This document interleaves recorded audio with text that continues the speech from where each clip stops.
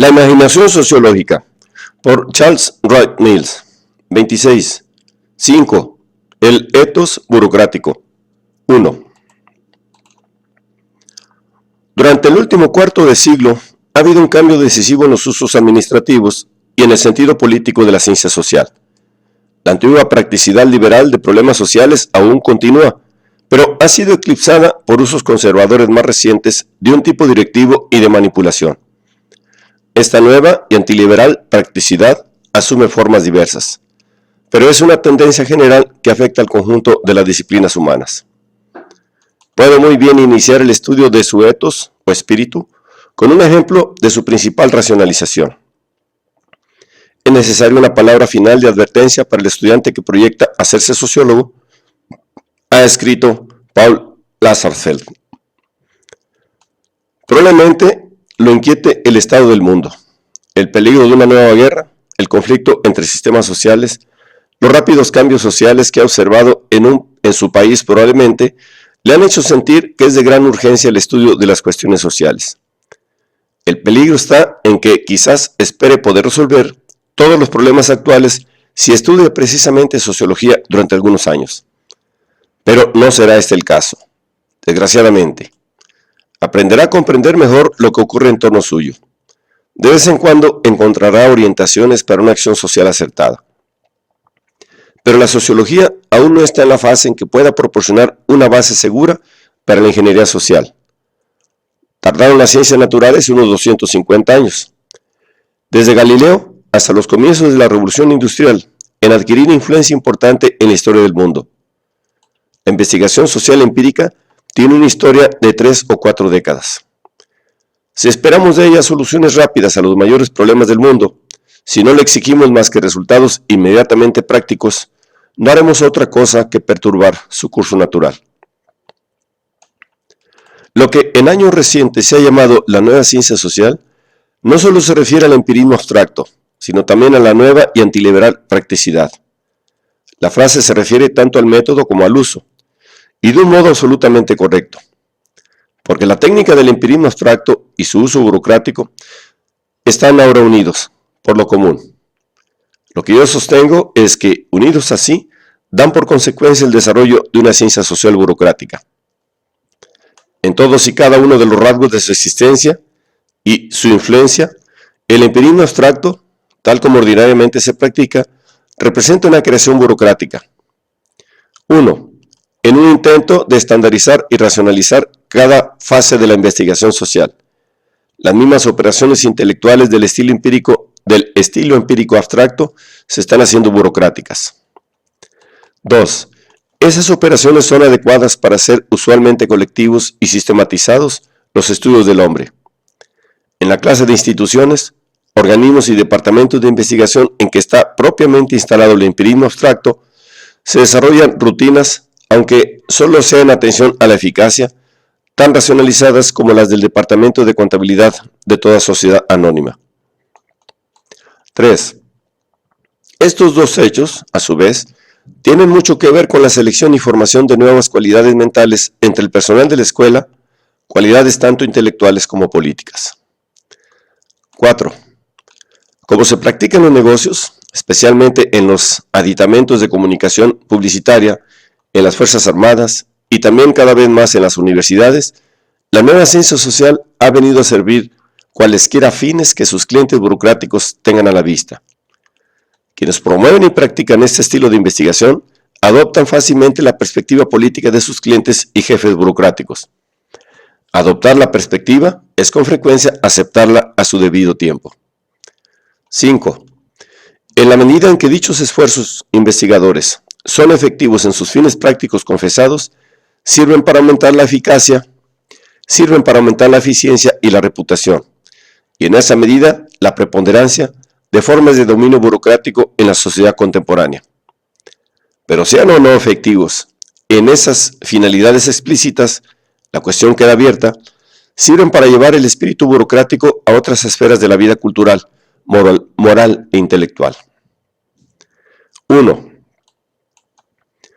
Puede parecer una ironía que precisamente las personas más urgentemente interesadas en crear métodos moralmente antisépticos figuren entre las más profundamente dedicadas a la ciencia social aplicada y a la ingeniería humana. Como el trabajo a la manera empírica abstracta es caro, solo grandes instituciones se lo pueden permitir con facilidad. Entre ellas se cuentan las grandes sociedades anónimas, el ejército, el Estado y también sus adjuntos, especialmente la publicidad, la promoción y las relaciones públicas. También hay fundaciones, pero el personal que las tiene a su cargo tiende con frecuencia a obrar según los nuevos cánones de lo práctico, es decir, de lo burocráticamente relevante. En consecuencia, el Estado ha llegado a incorporarse a centros institucionales definidos. Después de 1920, en las agencias de publicidad y de ventas. Desde 1930, en las uniones o consorcios de empresas y en las organizaciones electorales. Desde 1940, en la vida académica, en diversos departamentos de investigación y durante la Segunda Guerra Mundial, en diferentes ramas de investigación del gobierno federal. El tipo institucional se está extendiendo ahora, pero estos siguen siendo sus principales reductos. El formalismo de esas técnicas costosas las hace especialmente útiles para proporcionar la clase de información que necesitan quienes pueden y quieren pagarlas. El nuevo enfoque se ha dirigido, típicamente, a problemas específicos, destinados a aclarar las alternativas para la acción práctica o, lo que es lo mismo, pecuniaria y administrativa. No es absolutamente cierto que solo cuando se descubren principios generales puede ofrecer la ciencia social una sólida guía práctica. Muchas veces necesita el administrador conocer detalladamente ciertos hechos y relaciones. Y eso es todo lo que necesita o quiere saber. Puesto que los practicantes del empirismo abstracto se interesan poco, con frecuencia, en plantear sus propios problemas sustantivos, tanto más dispuestos están a delegar en otros la elección de sus problemas específicos. El sociólogo de investigación social aplicada, por lo general, no habla al público. Tiene clientes específicos con intereses y perplejidades particulares. Este paso del público al cliente indudablemente mina la idea de la objetividad como inferencia, idea que probablemente ha descansado en la correspondencia a presiones vagas, desenfocadas y por lo tanto más de acuerdo con los intereses del investigador, quien en pequeño puede dividir y en consecuencia no ser gobernado. Todas las escuelas de pensamiento tienen sentido para la carrera del hombre académico. El buen trabajo se define en términos agradables para determinadas escuelas. Y así, el éxito académico viene a depender de los dogmas de una escuela dominante.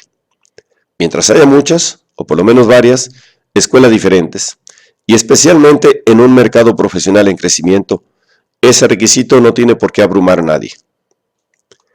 Muy pocas cosas, salvo sus propias limitaciones individuales, se han interpuesto entre el artesano individual de la ciencia social y el trabajo de más elevada categoría.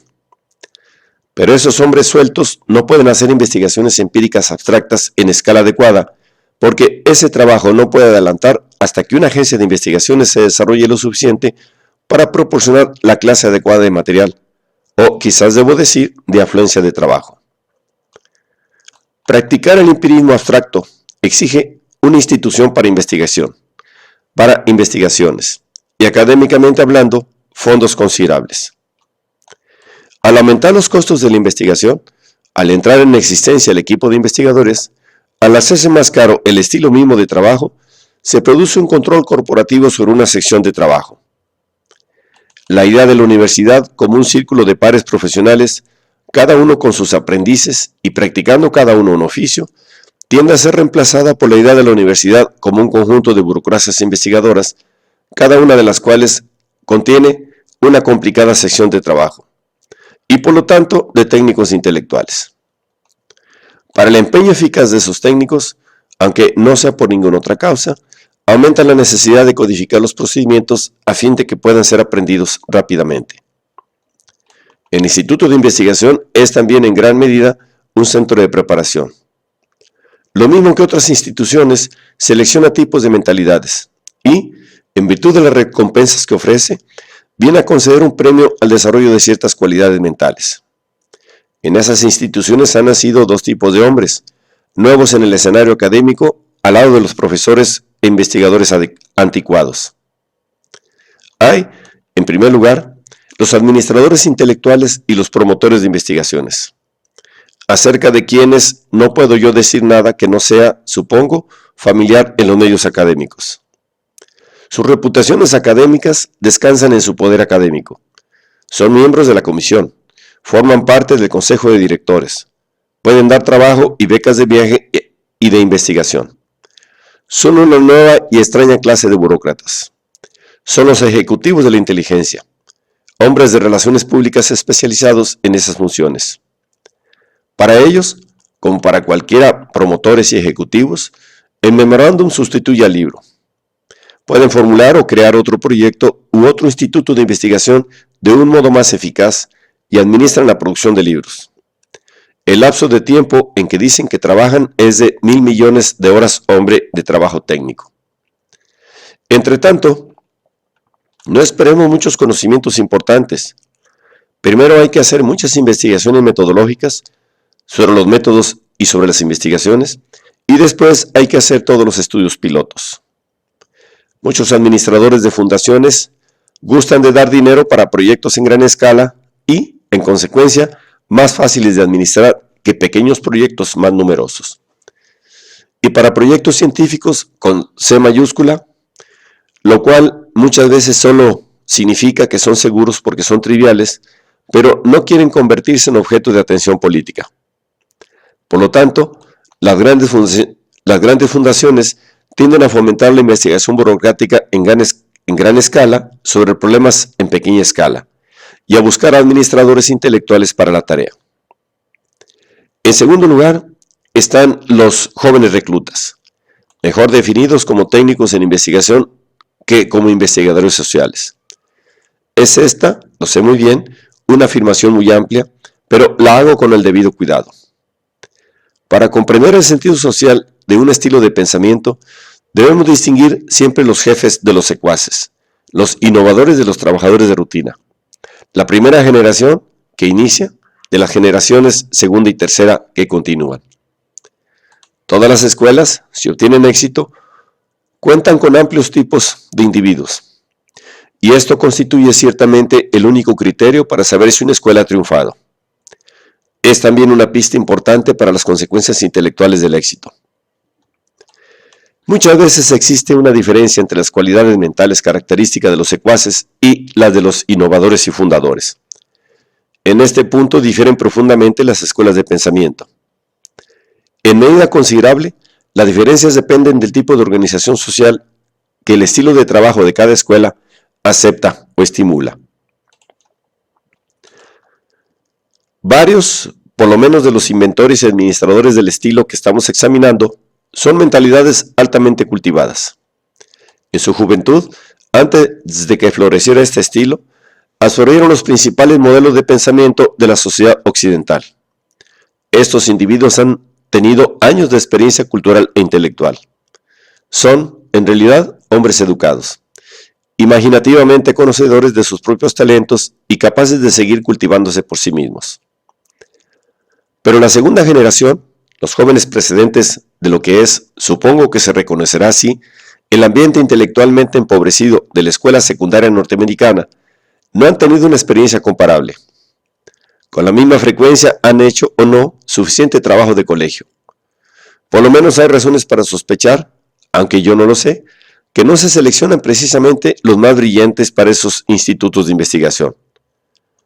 Rara vez he visto a uno de esos jóvenes, una vez que ha sido bien acogido, en situación de auténtica perplejidad intelectual. Y no he visto nunca ninguna curiosidad apasionada acerca de un gran problema, esa clase de curiosidad que impulsa a la mente a viajar a todas partes y por todos los medios para rehacerse a sí misma en caso necesario a fin de averiguar. Esos jóvenes son menos inquietos que metódicos, menos imaginativos que pacientes. Sobre todo son dogmáticos, en todos los sentidos históricos y teológicos de la palabra. Algo de esto no es sino parte de la lamentable situación intelectual de tantos estudiantes de hoy en los colegios y en las universidades norteamericanas. Pero creo que es más evidente entre los técnicos en investigación del empirismo abstracto. Han tomado la investigación social como una carrera. Han llegado pronto a una especialización extremada y han adquirido una indiferencia o un desprecio por la filosofía social, que para ellos significa escribir libros sacándolos de otros libros o mera especulación. Escuchando sus conversaciones, para calibrar la calidad de su curiosidad, no se encuentran sin una tremenda limitación mental. No los inquietan los mundos sociales acerca de los cuales se consideran ignorantes tantos eruditos. Gran parte de la fuerza propagandística de la ciencia social burocrática se debe a sus pretensiones filosóficas del método científico. Gran parte de su fuerza de reclutamiento se debe a la relativa facilidad de preparar individuos y ponerlos a trabajar en una carrera con un futuro. En ambos casos, los métodos explícitamente codificados, fácilmente accesibles para los técnicos, son las principales llaves del éxito. En algunos de los fundadores, las técnicas empíricas sirven a una imaginación que, es cierto, ha sido curiosamente suprimida muchas veces, pero que uno advierte que está ahí. Cuando habláis con uno de los fundadores, estáis siempre en trato con una mentalidad. Pero después que un joven ha empleado 3 o 4 años en eso, no podéis en realidad hablar con él sobre los problemas del estudio de la sociedad contemporánea. Su posición y su carrera, su ambición y su amor propio, se basan en gran parte en esa única perspectiva, en ese único vocabulario, en ese único conjunto de técnicas. Verdaderamente no sabe ninguna otra cosa. En algunos de esos estudiantes, la misma inteligencia está disociada de la personalidad y la consideran como una especie de dispositivo adiestrado que esperan vender provechosamente. Figuran entre los empobrecidos humanísticamente y viven con referencia a valores que excluyen todo asomo de respeto por la razón humana.